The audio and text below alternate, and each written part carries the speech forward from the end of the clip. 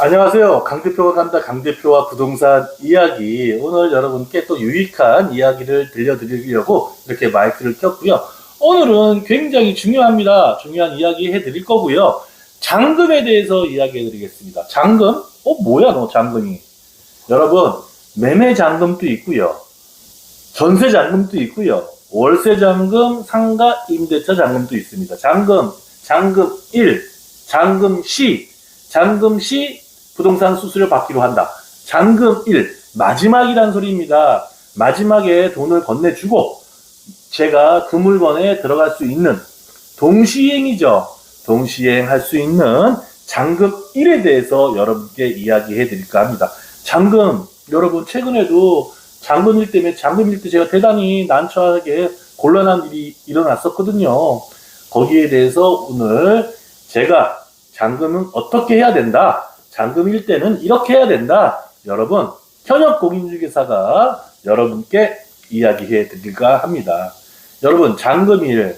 자, 예를 들어입니다. 8월 1일 잔금하기로 했다 하면 하루 이틀 전에 제가 연락을 합니다. 누구한테? 살고 있는 사람한테 현재. 전세라고 하죠. 전세에 여러분이 살고 계세요.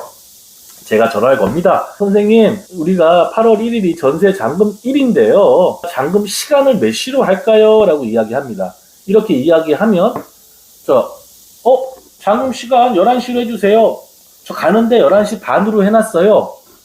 그게 무슨 말이냐면, 11시에 돈을 받아서 자기 가는데 11시 반에 돈을 줘야 된다고 합니다. 그러면, 거기서 또 11시 반 받은 사람은 또 딴 데로 가고, 또 그 사람은 또 딴 데로 연결하고, 계속 연결. 여러분, 달리기 때 릴레이 달리기 아시죠? 한 20명 달리면서 바톤 패스 하는 거. 그렇게 계속 연결이 되어 있습니다. 물론 연결 안 되어 있는 것도 있겠지만 계속 연결이 되어 있다 보니까 잔금은 시간이 굉장히 중요합니다. 여러분, 잔금 시간 최근에 2시간 딜레이 돼가지고요. 2시간 딜레이 된 나이 드신 분이 손해배상까지 했어요. 그 손해배상을 하니 자기 열받겠죠? 열받으니까 그걸 또 부동산에다가 하소연을 합니다. 뭘로? 수수료 가지고 또 그래요. 부동산이 잘못한 게 뭐가 있습니까?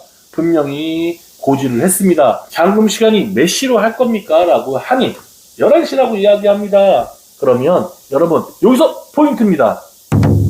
11시에 잔금 시간을 이야기하시면요, 11시에 짐이 다 빠져야 될 시간이 11시라는 소리입니다. 그래야지만이 11시에 짐이 다 빠져야지만이 임대인 오겠죠. 임대인하고 새로 들어올 임차인하고 자기하고 사는 사람하고 집을 확인합니다. 확인해서 이상이 없다, 망가뜨린 게 없거나 깨뜨린 게 없거나 하면 돈을 돌려받겠죠. 하지만 거기에 자기가 망가뜨렸다, 유리를 깨뜨렸다 하면 손해배상을 해야 되겠죠. 거기서 공제를 하고 보증금에서 돈을 받습니다. 이게 잔금인데, 요즘 여러분 임대인들이요, 100명 중에 한두 명 있을까 말까예요. 짐이 다 안 빠지고 돈을 안 줘요. 무슨 말이냐, 짐이 싹 빠져야지만이 집을 체크하고 돈을 내줍니다. 물론 새로 들어오신 임차인이 돈을 받아서요, 돈을 줘야 되겠죠. 그럼 이쪽 분도 마찬가지죠. 처음에 집 볼 때 그 상태인지, 짐이 다 빠졌을 때 확인을 해야 되겠죠. 어디 곰팡이는 없는지, 어디 상태가 어떤지. 이분도 같이 집을 보러 가야 됩니다. 새로 들어오실 분도 돈을 집주인이 받아서 집주인이 돈을 넘겨주는 잔금 1입니다. 여러분, 11시에 잔금을 하기로 했으면 11시에 웬만하면 맞춰야 됩니다. 그러려면 어떻게 해야 한다? 이삿짐 회사에 연락을 해야 됩니다. 이삿짐 회사에 연락을 해서 나 11시에 잔금하기로 했으니 11시까지는 짐이 다 빠져야 돼요 라고 이야기를 해야 됩니다. 그래야지 이삿짐 센터가 빨리 오거나 빨리 와서 짐을 싸겠죠. 그 전날 박스도 갖다 줄 거고요. 그 전날 갖다 주는 분들도 있고요. 저 최근에 6시에 오는 분도 봤어요. 여러분, 그래서 11시에 약속을, 잔금 시간을 정했으면 11시는 맞춰줘야 된다. 늦어도 한 30분 안에는 딜레이가 되더라도 그 정도 되면 30분 정도는 좀 봐주시는 분들도 굉장히 많으세요. 여러분, 절대 짐이 남아있을 때 잔금 받을 수가 없어요. 그러니 잔금 시간에, 잔금일, 잔금 시간이 정해지면 잔금 시간에 짐을 다 빼야 된다. 여러분 참고 꼭 하시기 바라겠습니다. 그렇게 딜레이가 되면요, 여러분 손해배상 청구 받을 수 있어요. 그러면 돈 물어줘야 돼요. 아니면 돈을 못 받아요. 그런 사건도 있었다는 거 꼭 기억해 주시고요. 또 한 가지입니다. 들어오실 분, 자, 들어오실 분은 깨끗하게 청소하고 들어오고 싶어 해요. 요즘 이삿짐 센터, 이삿짐 회사에다 이야기하면요, 돈을 좀 추가로 주시면 1시간 정도 청소하고 이삿짐을 들어가는 경우도 있더라고요. 당일 입주 청소 어마어마하게 힘듭니다. 당일 입주 청소, 물론 입주 청소 시키고 싶죠. 11시에 잔금이라고 얘기했다고 11시부터 예약하면 절대 안 됩니다. 입주 청소를. 왜? 입주 청소가 뭡니까? 11시에 잔금을 하기로 했다고 하더라도 11시에 임대인이 늦게 올 수도 있고 짐이 늦게 빠질 수도 있어요.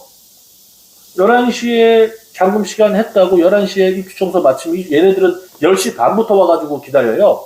입주 청소 하려고. 안 됩니다. 입주 청소 하고 싶어도 부동산한테 이야기해서 11시 잔금인데 사장님, 대표님 11시 잔금인데 입주 청소 몇 시에 예약하면 될까요? 라고 물어봐야 됩니다. 저한테 물어보면요, 11시 잔금이라고 하면 12시, 12시 반, 1시에 예약하세요 라고 이야기합니다. 그럼 어떻게 될까요? 딜레이가 되겠죠. 청소할 때까지 어떻게 합니까? 짐을 못 넣고 바깥에 기다리고 있어야 되죠. 대기 차지를 줘야 됩니다. 돈이 있으시면 그렇게 해도 돼요. 그래서 늦게 이삿짐 들어가는 게 한 8시에 끝날 수도 있고 이렇습니다. 그래야 되는데 11시에 잔금 시간이라고 들었다고 얘기했다고 11시에 자기 마음대로 11시에 입주청소 예약 절대 하면 안 됩니다. 그것도 부동산 중개업을 저희가 중개를 합니다. 자, 저한테 11시 잔금인데 11시에 입주청소 해도 돼요? 저는 안 된다고 합니다. 그냥 자기 마음대로 예약하고 와서 11시라고 예약했다고 11시 입주청소 시작해야 된다, 해야 되는데 못했다고 손해배상하라고 그러면 안 됩니다. 여러분 뭐든지 간에 부동산한테 이야기한다는 거, 입주청소 예약이 당일 입주청소 몇 시에 예약하면 되는지, 제가 1시라고 얘기해서 1시에 입주청소 시켜야, 제가 그건 책임집니다. 하지만 저한테 얘기 안 하고 11시 예약해서 못한다 입주청소를, 그러면 안 된다는 거 여러분 기억해 주시기 바라겠습니다. 여러분 포인트, 잔금일, 잔금 시간 정해지면 그 시간에 짐을 다 빼야 된다. 안 빼면 손해배상 당할 수 있다. 기억하시고요. 들어오실 분, 입주청소 꼭 부동산한테 이야기해서 시간 약속한다. 꼭 명심해 주시기 바라겠습니다. 오늘은요, 잔금에 대해서 이야기했고요. 이 두 가지만 지켜도 여러분 큰 문제 없이 이사 그날 스트레스 안 받고 할 수 있을 거라고 생각합니다. 여러분 짐이 다 빠져야지 집주인한테 돈 받아요.